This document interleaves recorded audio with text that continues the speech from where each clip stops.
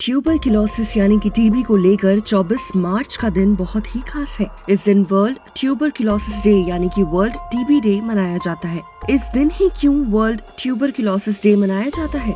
दोस्तों, 24 मार्च को पूरी दुनिया में टीबी के बारे में जागरूकता बढ़ाने के लिए वर्ल्ड ट्यूबरक्लोसिस डे के रूप में मनाया जाता है। तो दोस्तों, आपको बता दें कि इसी दिन इस खतरनाक बैक्टीरिया की पहचान हुई थी। तो तब से लेकर अब तक 24 मार्च को वर्ल्ड ट्यूबरक्लोसिस डे मनाया जाता आ रहा है।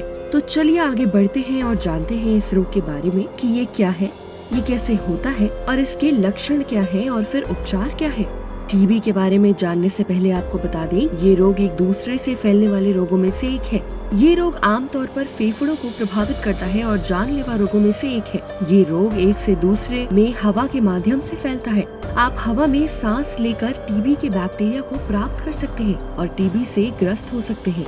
टीबी के बैक्टीरिया हवा में उन व्यक्तियों द्वारा फैलाए जाते हैं जिनके शरीर में पहले से ही टीबी के बैक्टीरिया हैं। मरीज के खांसने और छींकने के दौरान मुंह नाक से निकलने वाली बारीक बूंदें इन्हें फैलाती हैं। ऐसे में मरीज के बहुत पास बैठकर बात की जाए तो इन्हें भी इन्फेक्शन हो सकता है। टीबी माइकोबैक्टीरियम ट्यूबरक्लोसिस नामक बैक्टीरिया के कारण होता है। टीबी के भी कई प्रकार होते हैं, जिनमें से कुछ दवाओं के प्रतिरोधी भी होते हैं।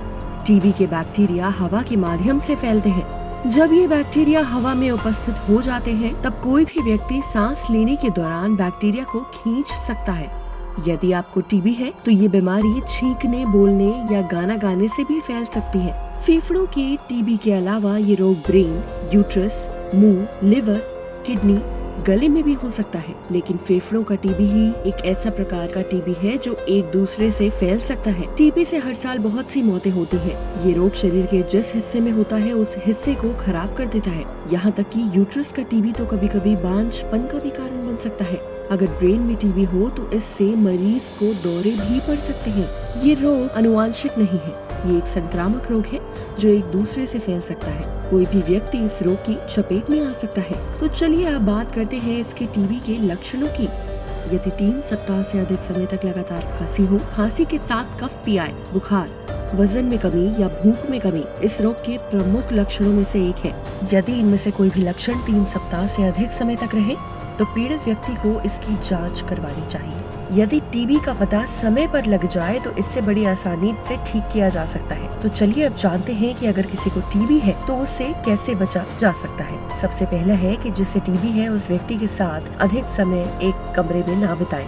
हमेशा मास्क का उपयोग करें। हमेशा मास्क का उपयोग करें अगर आप टीबी के संक्रमित व्यक्ति के आसपास रहते हैं। मास्क पहनना, मुंह ढक कर रखना और कमरे में वेंटिलेशन का इस्तेमाल करने से भी बैक्टीरिया के फैलने से रोकथाम की जा सकती है। टीबी के मरीजों को भीड़ भाड़ वाले इलाके से दूर रहना चाहिए।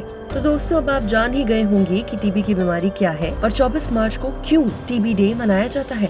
तो चलिए अब इसके आयुर्वेदिक इलाज के बारे में भी जान लेते हैं। हम सभी जानते हैं कि आयुर्वेद अपना लोहा हर बीमारी में मनवा चुका है। ऐसा इसलिए है क्योंकि आयुर्वेद रोग की जड़ पर वार करता है और उसे जड़ से खत्म करता है। ठीक ऐसा ही टीबी की बीमारी के साथ भी है। आयुर्वेद में जड़ी बूटियों की मदद से टीबी की बीमारी को आसानी से खत्म किया जा सकता है और सबसे अच्छी बात यह है कि इसका कोई साइड इफेक्ट भी नहीं है। यदि आप या आपके जानने वाला कोई भी इस बीमारी से पीड़ित है तो अभी कॉल करें हमारे टोल फ्री नंबर पर और पाएं इसका समाधान। गुरु मनीष जी और उनकी समस्त शुद्धि टीम आपके अच्छे स्वास्थ्य की कामना करती है।